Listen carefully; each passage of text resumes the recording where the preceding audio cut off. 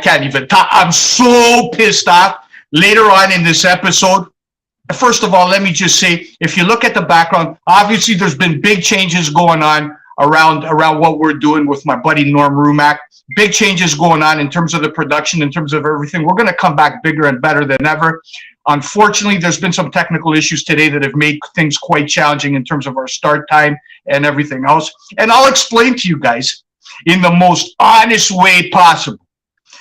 The views expressed by this guy right here, pay attention and you'll see, do not reflect those of the Fired Up Network, anybody producing this. It's all going to be coming out of my mouth, and it's directed to a couple people, man. Don't cross me. Do not. I'm a gentleman. I'm a good guy. I love everybody to death, but do not cross me. And you know who I'm talking to, and we'll see you real soon.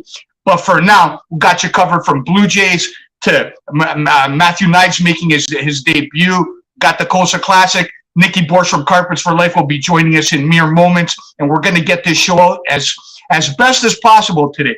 But you better damn believe that come next Monday at 7 p.m. sharp, it's going to be bigger and better than ever. And without further ado, we got a treat today, a special guest, and this is kind of like I call it an early birthday present for my buddy Norm Rumack. Come on in, Norm, and tell the folks what they got to look forward to. Yeah, well, tonight we're going to cover something we don't usually do a whole lot of. Well, we did a lot during the World Cup, but we're going to be talking about the English Premier League. The club I'm so proud to be affiliated with, Chelsea, and the gentleman who's the secretary of the Chelsea Supporters Trust in London, England, Paul Hay, is joining us at this very late hour. Paul, I love you to death. It's incredible. You stay up. It's like, what, 1:30 in the morning there, and you're still up with us to do our... But it's a pleasure to join you guys. Thank you for having me on. And Billy, I just want to say, when and as G would know, and Joe Pasek, and by the way, thanks again, Joe, coming to our rescue. As Joe Pasek would know, certainly he follows footy too. Last year, Chelsea, because of Roman Abramovich being an oligarch and the Russian... Hold on a sec, Norm. Let me get a word in, man. The people came to hear Mr. Hay and the Greek. They didn't come to hear you. So we're not talking about soccer here, Norm. We want to ask Mr. Hay, what's wrong with the Toronto Maple Leafs? Is this their year? Is this when they're going to come out and raise that Stanley Cup? Forget about Chelsea and everything else. The only thing that matters to the folks here is the Toronto Maple Leafs, Mr. Hay. Is this the year? I would say it definitely is the year. You've heard it from me first. All right, carry on, Norm. Okay, well, first of all, I want to thank Paul for including me in the Chelsea Supporters Trust. I'm so proud to be affiliated with a great man like him. And the point I wanted to make and will make about Paul is last year, in the midst of a big crisis for Chelsea, when the club was sanctioned because Roman Abramovich, the then owner, was sanctioned, the club's revenues were cut dramatically. And what says a lot and everything about Paul is he stuck up for the little guy. People working in the stadium that had nothing to do with Russia, nothing to do with Roman. They were hourly wage earners at the mega store, just like every sports professional team has a store at their stadium. And he stuck up, and people working at the stadium relied on that income. And the government, the UK government, was being grossly unfair and punishing people who had nothing to do with Russia or Roman. They just needed to make their wages.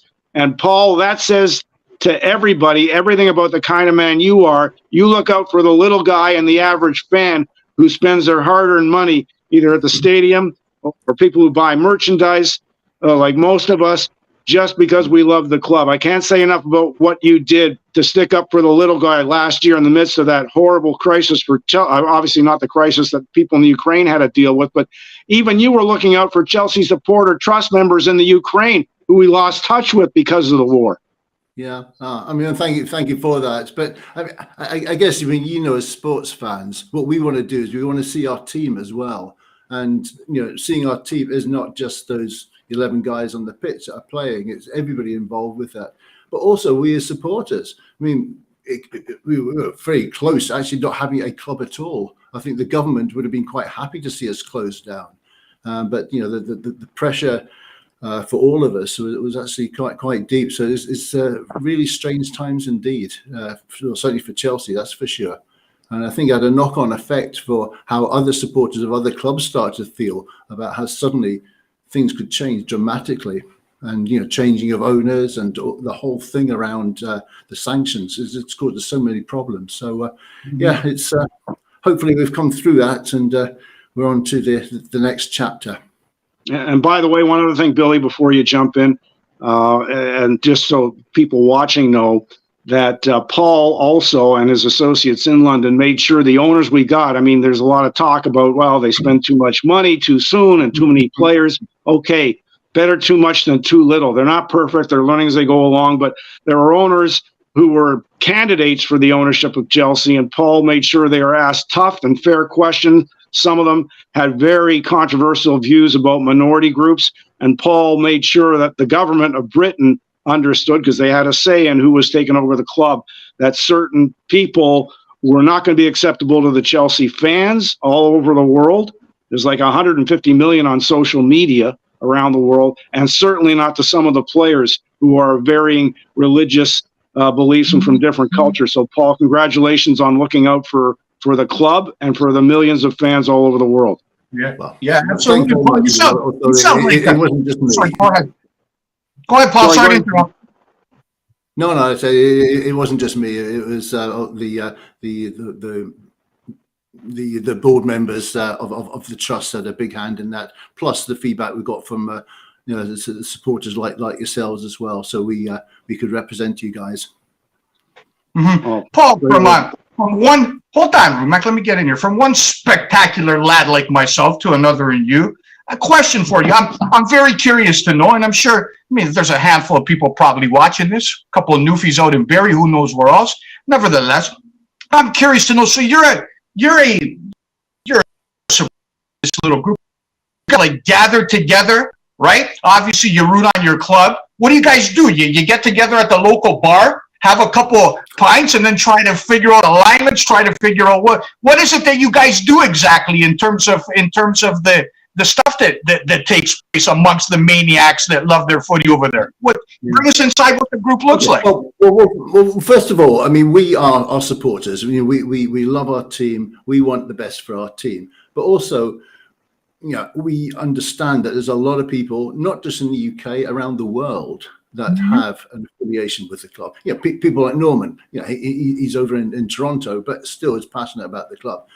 So there's a lot of people that we represent, and we want to make sure that the supporters' voice is heard. And that's the key issue, because things can happen right at the top of a club that suddenly can affect us big time. And we want to make sure that our voices are heard, because if you are just sort of sitting yourself at home watching the TV or even going to the ground, you think, well, what can I do to actually have an effect? Well, we have to join together and get people together.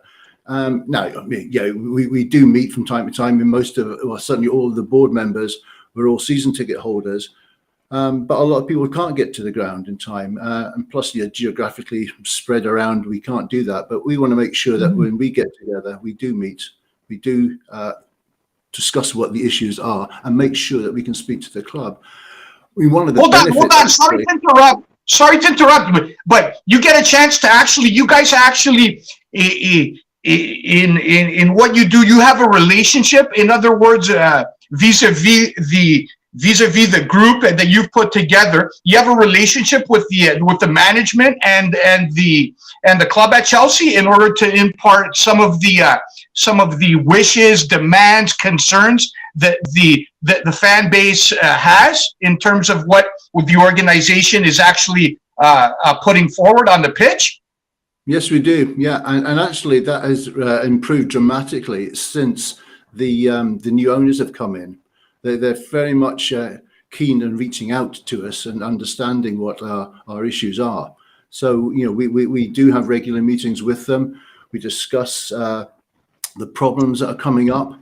But I will point out, we as the board, we feed back what our members want. It's not just the 10 of us decide that this is how we think things should happen. We do get the feedback, but it is we do have the relationship with the club. We do meet with them and discuss with it. We haven't met with the top guy, Bowley, but most of the time it's with his representatives, and we're quietly confident that actually it's going to be much better going forward, that we can reach out, because there's going to be some very big decisions coming up.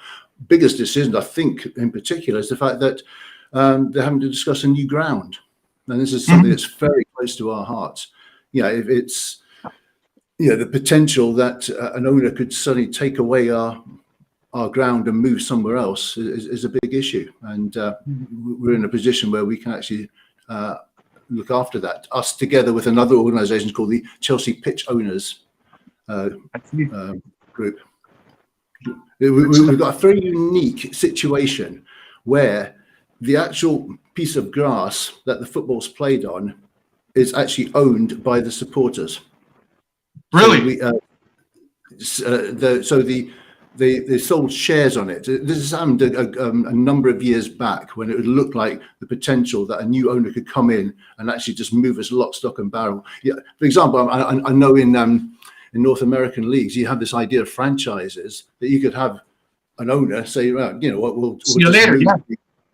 We'll move a club. It was the Oakland Raiders become the LA Raiders or whatever. We have got quite a unique situation where that can't happen because nobody can actually move our ground without 75% of the supporters saying it's okay. And so that's a big decision that's coming up because we've got one of the smallest grounds, unfortunately, in the Premiership. So we don't get the revenue in, and that's something obviously that the new owners are keen to address. And not only that, the fact that being a small ground, our supporters can't get tickets because there just isn't enough seats to help people.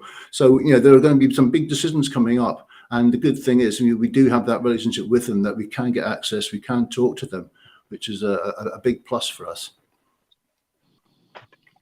All right. So Paul, as you can imagine, most of the talk about Chelsea is what Paul Bowley and Clear Lake Capital, the investment firm, that's part of it, what they've done. And, I mentioned just briefly off the top in terms of they've spent a lot of money on players with great potential. I mean, Enzo Fernandez is already a great player. Some of the other ones have got like Mikhail Mudryk from the Ukraine. He's a youngster. He's got great potential, but it's a big adjustment for him, and also leaving his parents behind in the Ukraine, a war-torn country. God knows how many friends and relatives he may have lost. We don't know. It's not talked about. And I can only imagine what it's like for him. But Enzo Fernandez, the best young player at the World Cup in Qatar for Argentina, joined Chelsea. They paid a lot for him, but boy, has he ever been good. And, we've got some other Badiashile, youngster from France. We've got some player. Fofana has started well since he recovered from his injury. We've got N'Golo Kante back. So there's been a lot of talk about what the owners are doing, and then they hired Graham Potter, a long-term deal with his staff, and then they just fired him recently. That's so the question, hang on, I'm explaining for the folks who aren't familiar. So Paul, there's been a lot that's happened. It's been a tough year up and down. As you mentioned, we were fortunate we still have a club because it could have just vanished because of the sanctions. So all in all, do you see things getting much better in the summer next year for Chelsea supporters and the club stabilizing? We certainly hope so. You're quite right. I mean, as a team, we can say, well, yeah, we've brought all these players in. So certainly, the new owners are certainly putting their money where their mouth is. But the problem about that is the fact that you've got a whole group of people, and you need to actually bring them together and work with them.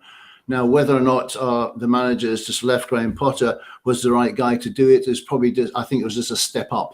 It was just too much for him. We need to get somebody in that can really handle, or not just those players, but those personalities. If you've got some very sort of big internationals there, they've got to be brought together. They've got to be worked with.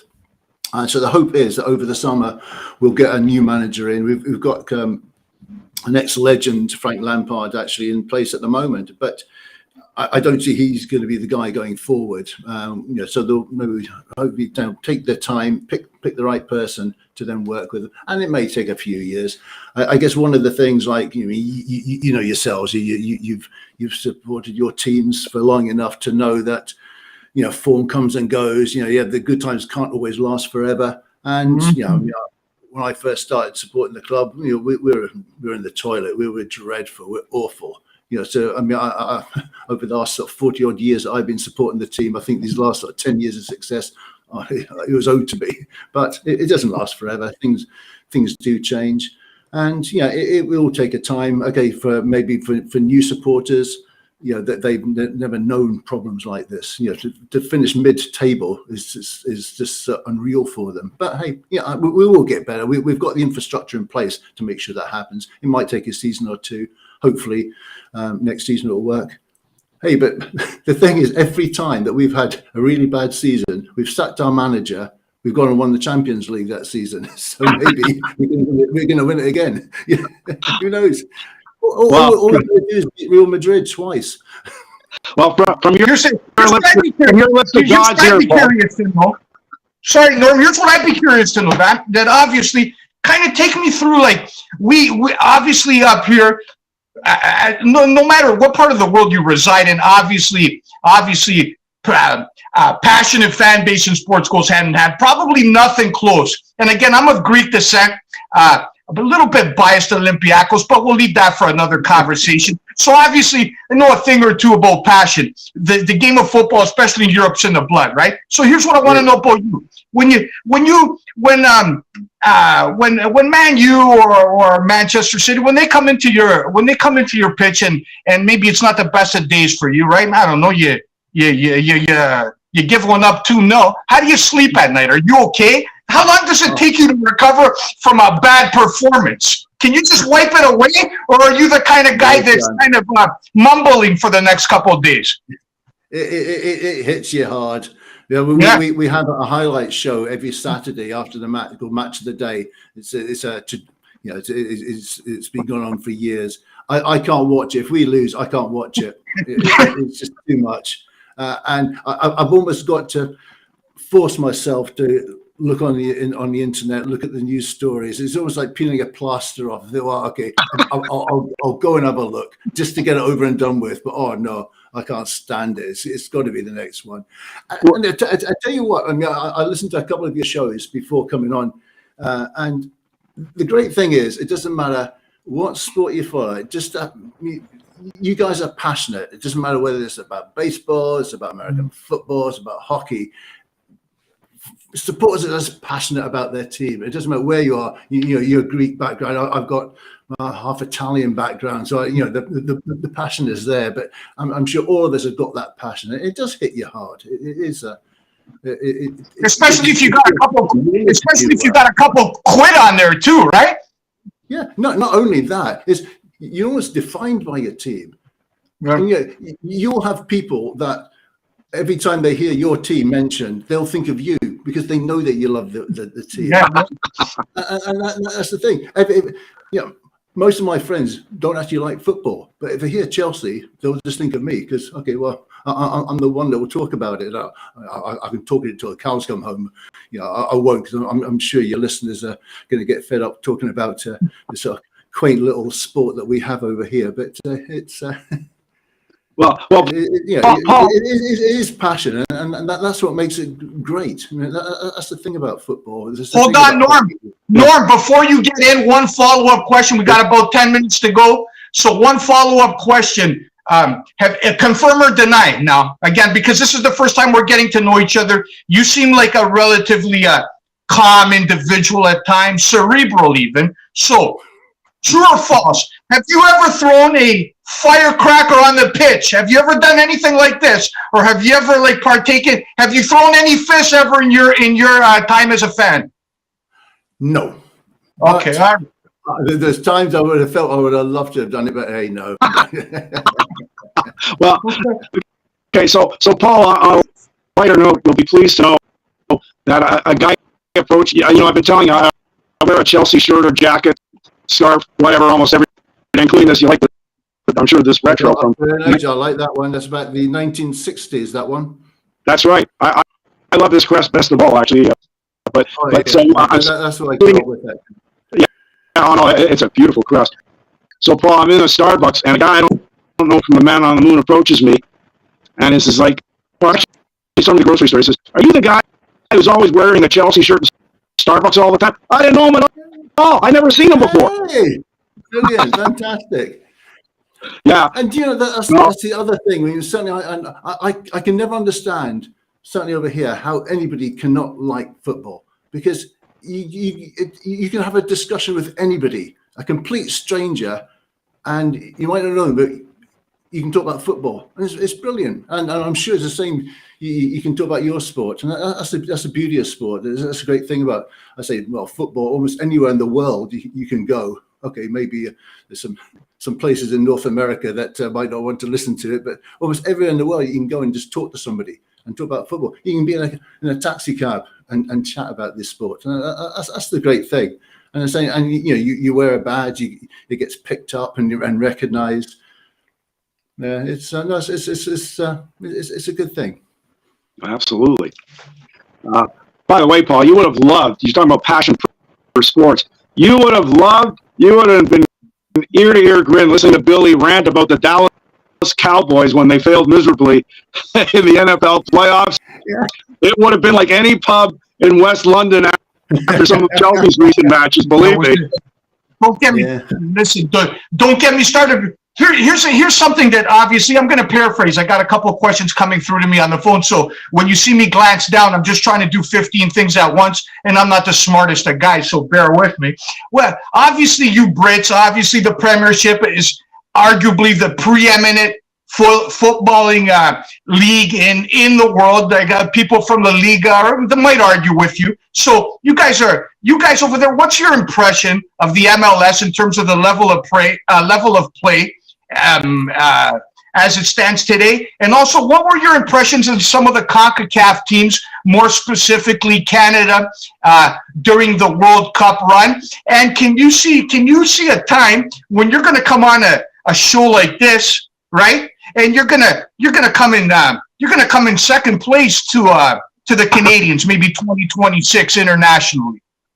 Well, I don't think is that far off. I mean, the great thing about the MLS in particular is they're really starting to grow, not just the fan base, but also the standard of play. I think one of the good things that they've done is they've said, okay, right, we will have local players playing.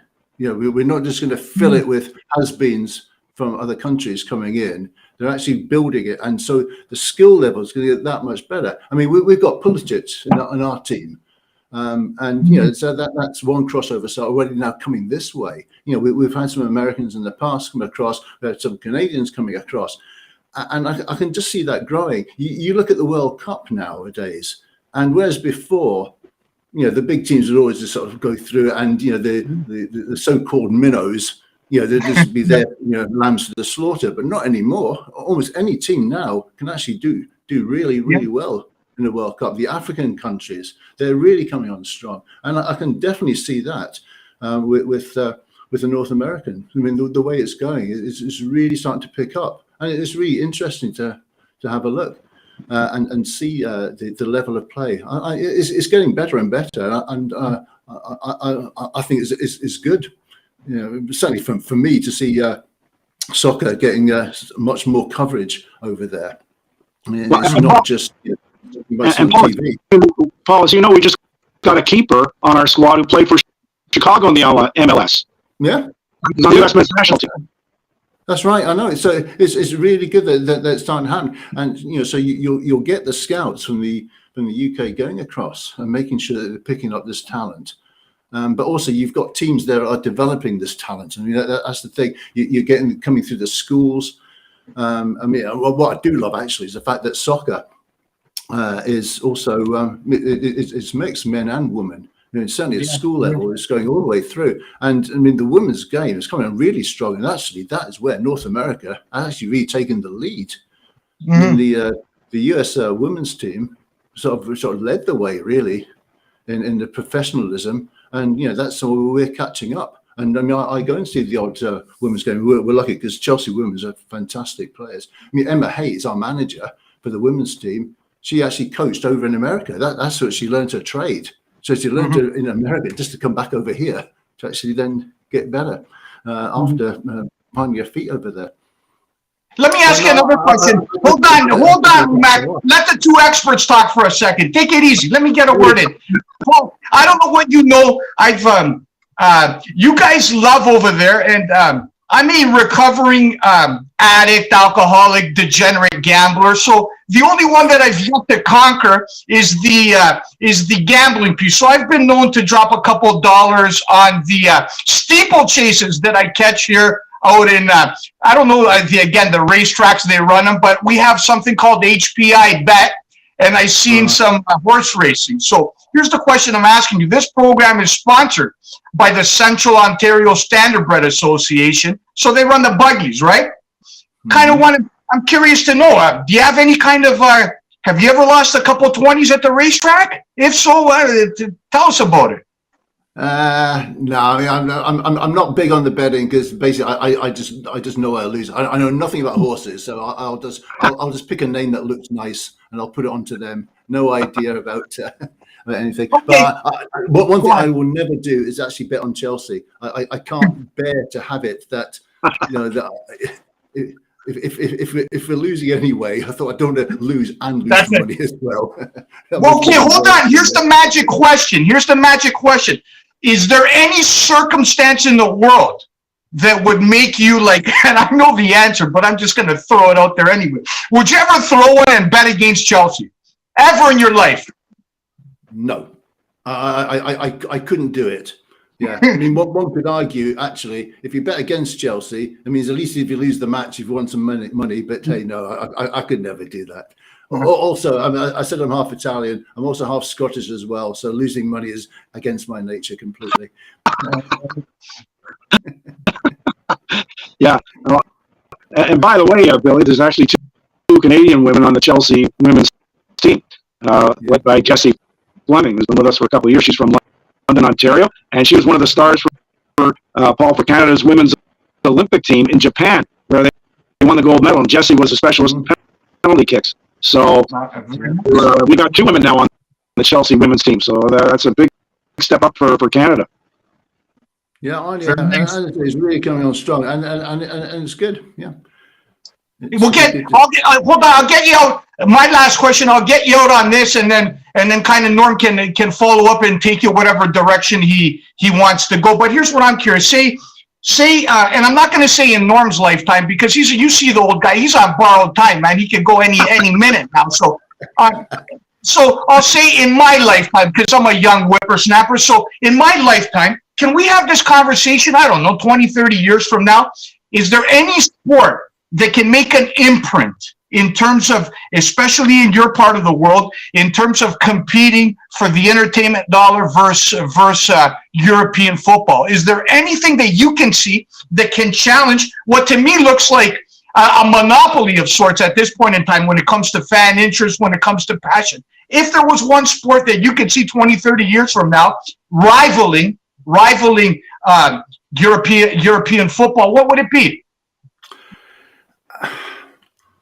I don't think it will be the traditional sports. I think what we're possibly seeing is whether or not the rise of esports, because the youngsters coming through, the gaming and things like that, has suddenly become incredible for me to think that people playing games can have, as far as me, I'm saying this is playing computer games, have got fans. They've got people following them. They have huge tournaments. And I guess that's the issue because, it's probably the same for you. I mean, if you attend a big baseball game, the cost of tickets, even if you can get the tickets, is prohibitive. So if you're a young kid coming through, you may be turned off. You watch soccer on the TV, but hey, if I'm actually going to do something, I'll go in a different direction. Yeah, I mean, when I'm growing up, it just cost me about pocket money. I'd do a paper round. And I was able to go to the ground. I could just turn up, pay a couple of quid and get into the ground. Whereas nowadays, it's just impossible. So kids maybe just going in different directions. And I guess that's the problem is the youth coming through and what they see. Now, I say certainly traditional sports, I don't see it changing anytime soon away from soccer. I mean, rugby had a go, but didn't really take off. I mean, we have cricket. I mean, obviously that's very popular, but still not the same level of day-to-day interest than soccer would have. We get the odd American football coming over here, but again, apart if it's not the Super Bowl, there's not that much interest in it. You mentioned earlier, but before we went on air, about baseball, but there's no traction of baseball over here. I'll be interested in it if I was across there and seeing a game, but it's not. We don't have it over here. I'll tell you this though. Sorry to interrupt. I'll tell you this though. Sorry to interrupt again. And just get so many things on my mind. Here's one thing that you guys can fill an auditorium with, and actually, I enjoy the hell out of watching it on TV. And that's a dart room, man. You guys love your darts, man, like none other. I see about 10,000 people in a room going shit buck wild for the darts. So I don't know if you're a darts guy, but before you go, give me your best 180. Do you have a 180 call? 180. I love that sport to death. And again, I'm a snooker.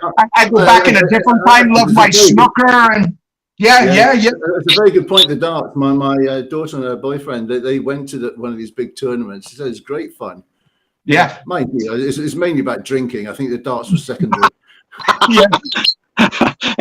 Hey, Paul, just before we wrap it up, I got to point out, I had the great pleasure of meeting you when you were visiting with your lovely wife in Toronto. You went across Canada last year, so I'm sure our viewers and listeners in Canada, United States, would be interested to see and hear your impressions of our country.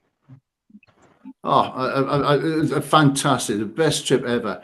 We were lucky. We went to Toronto, went across to Niagara on the lake. We then went to Calgary. Then we went to Jasper, Banff, a place called Golden, which is just in British Columbia. See somebody who I used to work with 40 years ago and had never seen since, and popped and see him. Then across to Vancouver. And fantastic. I love the country, and without trying to sound like I'm playing to the audience. The people in Canada were just fantastic. So friendly. It was wonderful. So really enjoyed it, and I definitely want to come back again. So the next time you come back off air, Norm, we had a little discussion while you were trying to get your technical issues resolved. So off air, again, some of the truths about you, Rumac, in terms of your short arms and deep pockets, man. That's the kind of guy you are. Rumor has it that's the kind of guy you are. So if our friend comes over again, will you pay this time? Will you pick up the tab, Norm Rumac, this time? Because I heard you enjoyed a couple beers on my friend. No. It was my pleasure. He was my tour guide. He definitely earned his keep. That's for sure. Well, I'll tell you what. Hey, if I come across Billy, then maybe it's you that's got to put your hand in your pocket. You know what? If you caught me a couple of years ago, could have been a different story. Let's not get into that. Apparently, I've wasted much of my resources in an aimless fashion, and we'll leave it at that. Maybe I got to speak to my GA sponsor after the show, and we'll kind of leave it at that. What a pleasure it was to have you, to get a chance to get to know you a little bit, shoot the breeze. It was a real pleasure. I really enjoyed it, and I'd hope you'd be willing to. Me too. No, I really enjoyed it as well. I just love talking about football, so anytime you like, it's no problem at all. So here's what we got to ask, and I asked you off air. So it's about 1 o'clock now, your time, right? Yep, 1:10. Yep. So you're not going to be doing any game planning with Chelsea. I don't know when they're next on the pitch. Are you going straight to the bed, or are you going out for a pint? We discussed my age, and I'll be going to bed. But our next game, we've got a big game tomorrow. We're playing Real Madrid, but that's it in Madrid. I'm not going to that one. I'm going to the home game afterwards. But no, we've got a few things coming up soon. Okay, last question, man. I can't help myself. Where do you see Messi playing in the future? You think he goes to Saudi Arabia? Where do you see him landing? Well, potentially he could go back to Barcelona, but he's still a fantastic player, but it's whether or not they want him back. But he could go anywhere, but does he really need to go to Saudi Arabia for the money? I'm sure he's got enough at the moment. But I guess the trouble is, if you're a sportsman, do you want to stop playing sports? I guess if somebody offers him a contract, and maybe Saudi Arabia. I hope he doesn't. I like to see him stay in Europe and maybe with Barcelona. I mean, he's a great player. Although it took him an awful long time to score against Chelsea, I would say. Up until the last time, he never scored against us. Yeah, actually, he missed a penalty kick against us in the He Champions did. League I final. that was some game. That was some game. Yeah. It's one of those games where I had a tear in my eye at the end of it. Oh yeah. I told, and that was just after we sacked a manager and brought in a temporary one. So hey, who knows? Maybe this year again. Well, we certainly made their money worth at Bernabeu last year, and we beat them the year before. So I don't think they exactly relished playing us. Although most people are saying we don't this time it'll be different. Yeah.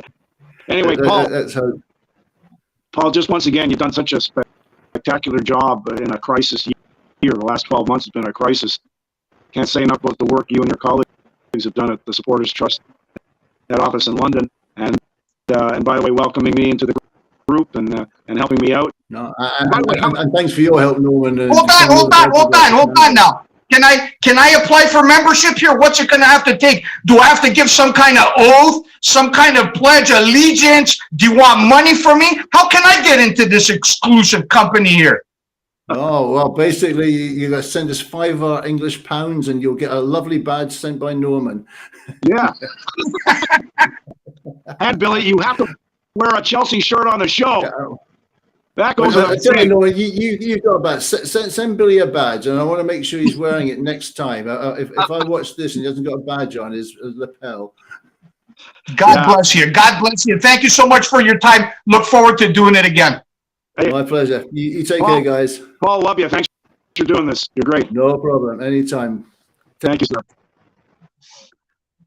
All right. That was fun. Thank you. Thanks again to Paul Hayes, Secretary of the Chelsea Supporters Trust. And did you owned work last year, and the last 12 months have been a real crisis time for Chelsea because of the. You know what I find? Did an incredible job working with the government, with the supporters, and everybody. But thank you, Bill. Go ahead. I don't know.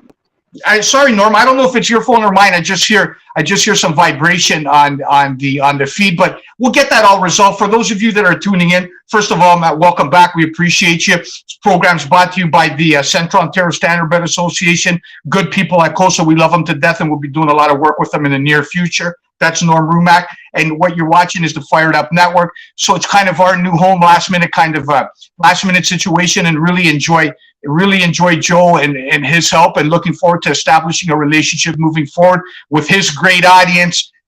Well, obviously, it doesn't really matter about Joe. Doesn't matter about Rumack.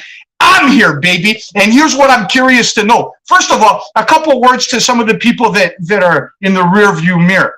If you're ever going to do something to somebody, or if you're ever not going to be able to fulfill a commitment, be it in production, be it in friendship, be it in business, at least have the decency to reach out and be a man. At least have the decency to reach out and explain yourself. At least have half a sack, man. Have a little balls where you can reach out, and explain why it is that you've proven yourself to be a liar, a phony, and a coward. And I don't hang with people like that. So see you later, man. See you later. And if you see me walking on the street, dude, walk on the other side, man. I'll give you some good advice. You know who I'm talking to. I'm not going to embarrass anybody else. It's not even going to be a second thought. I'm glad that we're here. I'm glad that we found our way to where me and Norm, and here's the truth, Norm, as a family, even though we've had our disagreements, both with yourself, with Joe, you guys go back a lifetime.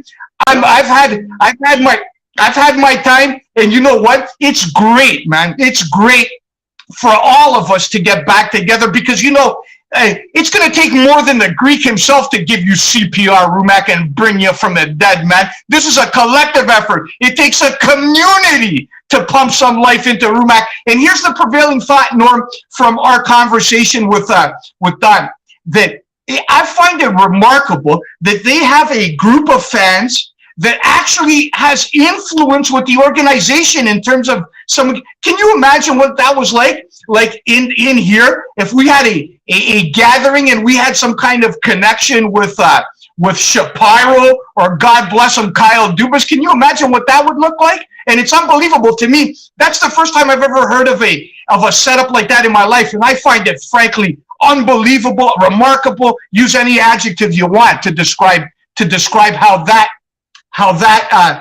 duo somehow coexists and has ownership in the product and the organization. That's unbelievable.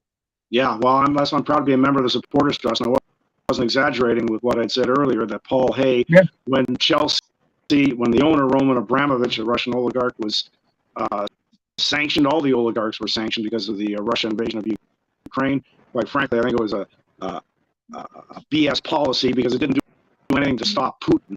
It was just like a show, a mock show of force. It did nothing to stop Putin. He doesn't give a rat's tail about anybody. Not oligarchs or anybody in Russia. Even his own citizens protested against the invasion of Ukraine. So, but having said that, Paul protected as much as the workers at Stamford Bridge, Chelsea's home park. Were just hourly workers just trying to make a living, and he protected the interest of the fans to make sure we didn't get the wrong owners. Or owners, won't say who right now. I think, people can look it up, but owners who had racist, were all within their group or family or associates, people who made racist comments about other religious or visible. I'm just saying, we wanted to make sure we got an owner who, whether people agree or disagree with what they're doing now and their strategy and how they're trying to rebuild Chelsea, at least, they have sports experience, the great sports experience. The current owner, Todd Bowley, part owner of the LA Dodgers, LA Lakers. So, and he clearly has a passion for the club. He's been in London most of the time. He's at most of in fact, all their home games, while he still, keeps tabs on the Dodgers. So, anyways, Paul Hay and his associates there in London did yeoman's work, spectacular work, looking out for the rest of the supporters around the world. And yes, we do have a voice. We get a survey. I'm one of those who fill it out, and we tell Paul and the people administering the Supporters Trust what we think of what's going on at the club. We don't have a say in players or coaches. That's quite clear. But in terms of the future, as Paul said, Chelsea's going to need to rebuild either a new stadium or rebuild Stamford Bridge. And it's going to take a lot of money and a lot of time. And just Chelsea relocate to a temporary stadium. So supporters. Let me ask you something. Hold on. Let me ask you something. Should I go for a walk, have a couple of cigarettes, and let you talk about Chelsea for another 20? You love this club. So the question is, you love Chelsea, right? Yeah. You're a scorn lover of the Toronto Maple. You used to talk about the Leafs like this once upon a time. Now it's Chelsea this, Chelsea that. Here's what we have in common in terms of love. Who are the two things that we love more than anything, really? Right? Who are the two things? We love Kosa, right? Do we love Kosa, Norm Rumack? Yes or no? Hell yes.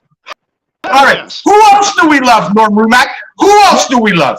We love Nicky, the king of carpets, the super Habs fan, and the super nice guy. So for him, Billy, and you better say it too. Go Habs, go. All right. Let's get actually making a guest appearance on the show. I guess this would be his debut in the big time. Let's get Nicky Borsch on here, Double J. Yeah, I think he's waiting in the background. Let's get him on here for a few minutes to get to know him a little better. You got Nicky there? Nicky Borsch. Don't duck me, Nicky Borsch. You said 1 minute. Don't duck the Greek, Nicky Borsch. You're backwards, Nicky Borsch. Flip your camera around if you want to come and hang with the Greek. Oh, flip the camera. Hold on. Look, this guy's. There we are. Yeah, you're perfect. Logan. Norm, Flip, this guy, you're unbelievable, Norm. You know how good this guy is? Let me tell you how big this guy is. So I give him a last-minute offer to come on the Fired Up Network, to come on the show. He gladly accepted. And as you saw, he's got about 10 people there setting up in studio, fixing his makeup, holding the camera. This is a pretty important man, Norm Rumack. How you doing, Borthy?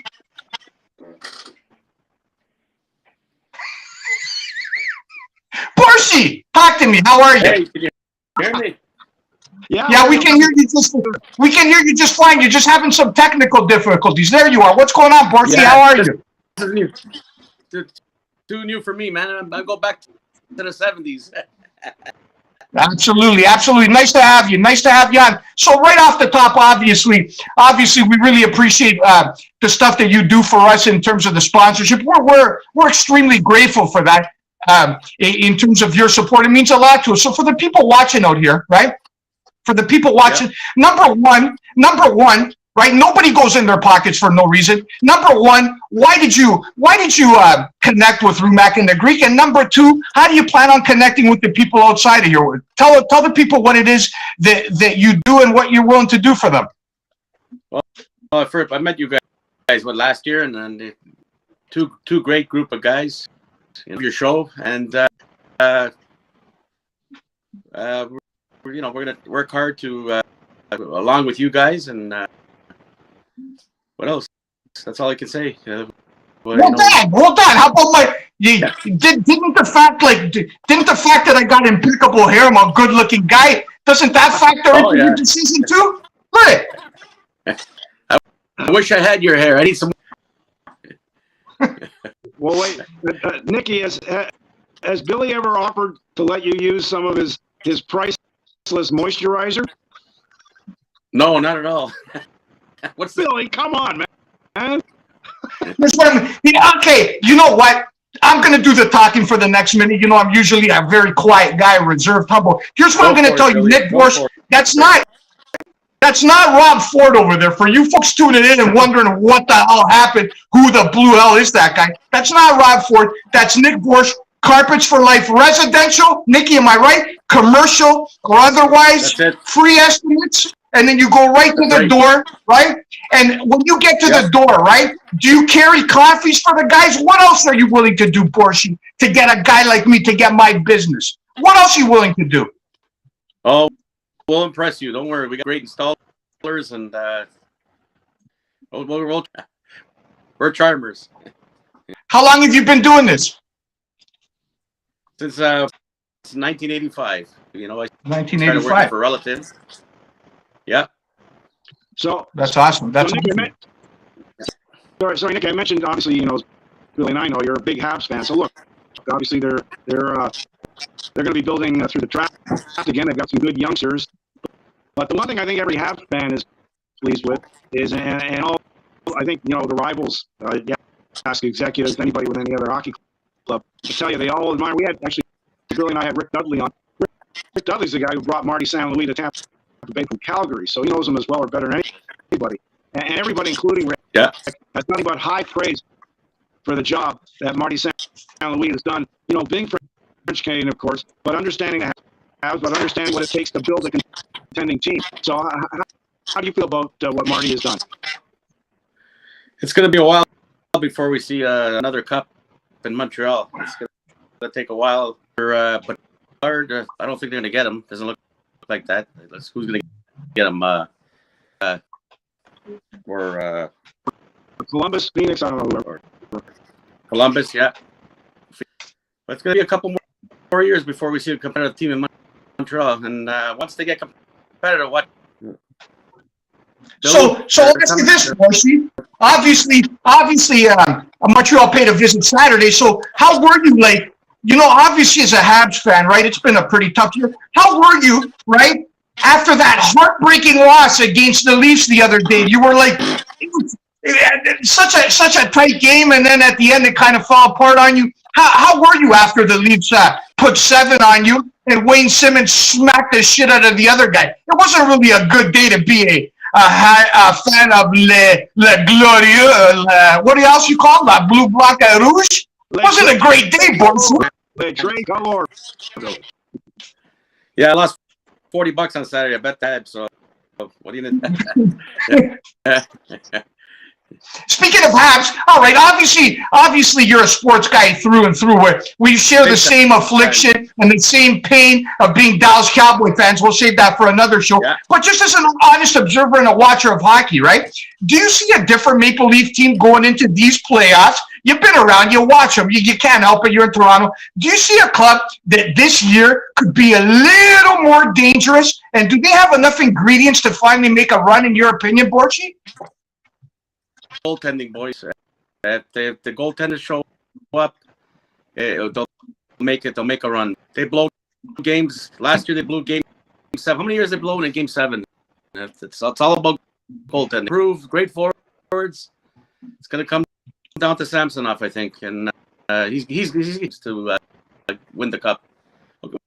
We could probably get by Tampa, but I don't get by Boston. So I'm cheering from now because that's my second best team in the NHL. So I like to see Edmonton in the cup. That's for sure. Maybe Edmonton Leafs. That'll be a dream, right? You ever flown your commercial, your private jet out to Edmonton to do any carpet work, any VIP stuff? No, man, that's a cold city. But never been to Edmonton. No. All right.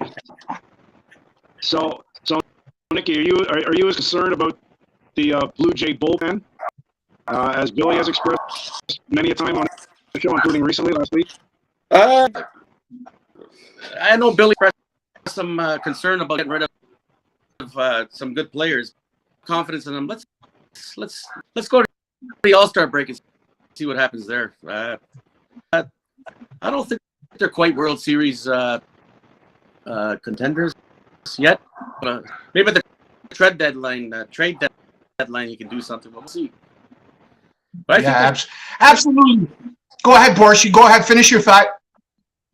I can see them getting a wild card spot for sure. I think the division, I don't know. It's going to be tough. Absolutely, best division in baseball. And again, as you said, we're effed up, man. I don't want to use the big F word because again, I don't want to get booted off this and that word too. Because if me and Rumac get booted off here, man, you know what we're going to be doing? Who knows what we're going to be doing, man? We're going to be shining somebody's shoes at Young Station. So we don't want to do that. Yeah. But it's effed up. Given the limited attention span of people, it's like not only Leaf fans but Jay fans. You're 10 games into the season already. You're talking about releasing guys. Barreo sucks. Send them to the minors. This, that, the other. It's so messed up that we actually, as sports fans, have been conditioned to live inning to inning, right? In terms of our support for the club. As you mentioned, Borschi, it's 10 games in, right? It's not. We haven't had a suitable sample size to see what the issues are. Yeah, no, it's let's assess them at the 40-50 game mark, and that's what. All right, before we get you out of here, Borschi, where can people reach you? How can they contact you in terms of potential craftsmanship on your part in terms of taking care of them? And the other thing that I was asked, incidentally, is obviously you have a hand in carpets. Do you guys offer anything in terms of hardwood flooring, stuff like that? Anything of that lines, or are you exclusively in carpets? We do some strip vinyl commercial, but we strictly do stair runners, offices, a lot of, we do carpet tile too. Sorry, also. So contact me. Go on Carpets for Life Canada on Facebook. And that's the best, or 4868. I don't know if you posted that on the bottom there, but. So the best place, Carpets for Life Canada, and you'll see. Yeah, absolutely. So absolutely. So what you do is you send out all the young bucks and you go out and play golf. Is that how it works? If I'm gonna need some hip surgery, so. Oh, jeez. Really? Yeah. So you haven't been out on the links at all? You haven't been work on your short game? Probably Friday. So we'll see what happens. See how my hip holds up. I'm gonna look like Tiger Woods limping on the. Absolutely. Yeah. I'll see you too. Getting married. Congratulations. Yeah. Good on you. So we'll see you at the stag party. I'm gonna drag Rumac along too, and I'm gonna make him bring a pocket full of singles.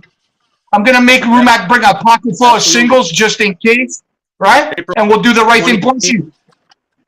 Absolutely, Borschi. You'll see me there. We'll talk in the meantime. Yep. It was a pleasure having you on. And the next time we'll have you on, we'll get you better prepared. We'll get you some earphones and stuff so your signal is clear. Okay? Yeah. And thanks again. We'll do something at poker night. We'll do some. Hey, Borky, keep it down. Whoa. Keep it down, man. This is a family program. You want to get us thrown in the clink? You want Rumac doesn't have a criminal record. You want him to catch one at the age of 70, man, for illegal gambling exploit. Illegal. Vaughn.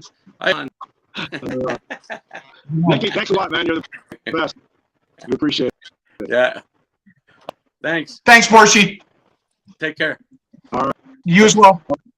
Okay, so Billy, that's courtesy of Joe Pasek and the Fired Up Network.